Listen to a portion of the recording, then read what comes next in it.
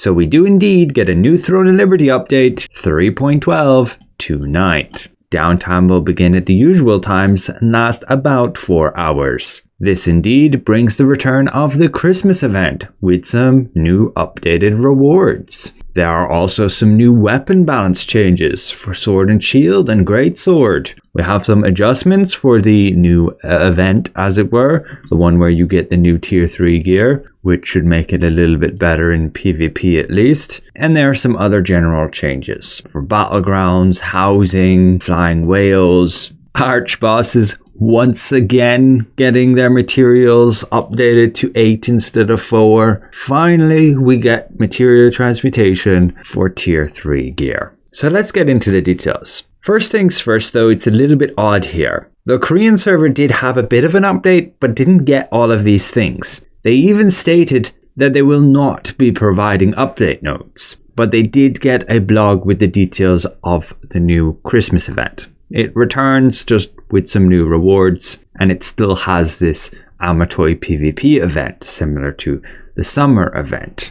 The main thing that's new this time around is giving out boxes to villagers and completing a new side story codex. From the PvP, you get these star tree coins, which you can then spend to get these items. A water golem morph, a headband, a tree for your house, some upgrade materials, and most notably is the Noble Chaos Rune chests. We can get 30 of them throughout the event. Not as much as the previous Time Portal event, but still pretty good. You can get extra coins when doing co-op dungeons and trials. You can still get the buff from Gigantorite. You just have to board him and look for the red hat boba. And there is the event food, which you will get via Amatoi expeditions. There is a check-in event which lasts 3 weeks, and it gives you some of that golden bait, which you can go fishing and potentially get 10 million solent. But moving on to the weapon changes.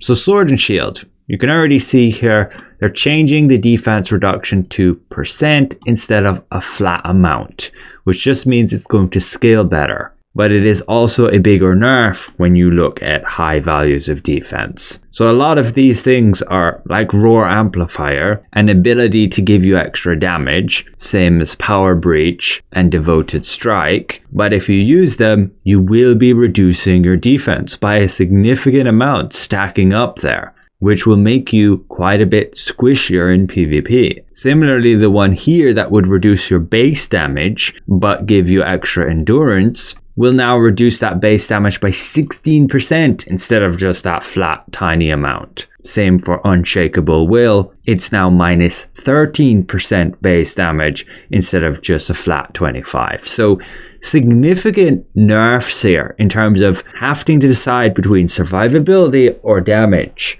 which is going to impact PvP the most. Tanks won't deal as much damage if they want to be survivable. As for Greatsword, there's a fix to Giant Cordy, so the poison effect, they fixed it where it was dealing 2.5% of target's max health over 4 seconds instead of each second for 4 seconds within PvP. So if I'm reading that correctly, this should make it stronger. But as for the new event, they call it the Territory event, they're just doing some adjustments to PvP. They're doubling the amount of potential spawn points for elites, and elites will now spawn within a 7-minute window rather than a set time, and the map icon will only show up when you're close to the area that it will actually spawn, encouraging more exploration. And the red pillar of light coming from that location will only display 1 minute before it spawns instead of 3. And they're also adding a notification when an elite is defeated. They also fixed that bug where enemies were not respawning in Silas Abyss after a territory event. So yeah, this just shakes things up a bit, makes it less predictable. As for some general changes here, Battlegrounds, you'll be able to claim 2 new titles depending on what ranking you're at. For housing, just fixing a bug with furniture, and they added an interaction to chairs and beds placed inside houses. So you might actually be able to sit down and go to sleep. Da Vinci's Favor will now have a notification before it expires, and the Flying Whales will have more information when you actually look at the event, maybe up here. I'm guessing the Korean server didn't get that update yet.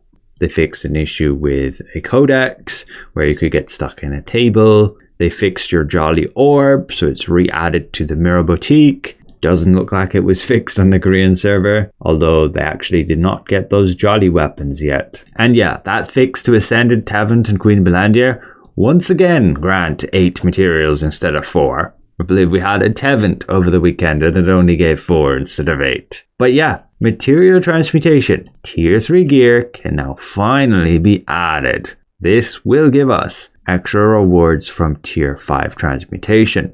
Most likely Tier 3 gear, but I can't confirm because the Korean server didn't actually get that update yet. Clearly some Tier 3 gear here, but it doesn't show up as an option to add it. So hopefully nothing goes too wrong with that, but it will be relieving to be able to offload some gear from the storage. As for controllers, they fixed an issue preventing the Guardian list from being scrolled down. But that is ultimately it for this update. Again, that new Christmas event and some balance adjustments pretty much for Sword and Shield, so it will deal less damage in PvP, especially if it wants to get more survivability. And if it does want to get damage, it's going to lose a lot of survivability. Just quickly checking the trials, we can see it seems to be Halls of Tragedy for this week. And it doesn't look like they released a winter battle pass this time around. And for some reason they did not get a winter shop update at all. No winter skins here. Just those carrot skins with the bunny outfit.